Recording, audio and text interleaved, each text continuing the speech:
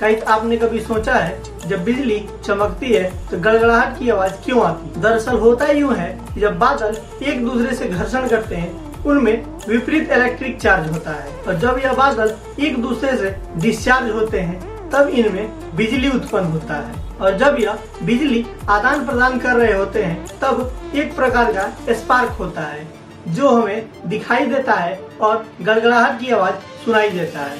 हम आपको बता दें इस बिजली की गति 1,00,000 किलोमीटर प्रति सेकंड होता है। गाइस ऐसा ही इंफॉर्मेटिव वीडियो के लिए आप हमारे चैनल को सब्सक्राइब कर सकते हैं। मिलते हैं अगले वीडियो में, तब तक के लिए लाइक शेयर एंड सब्सक्राइब।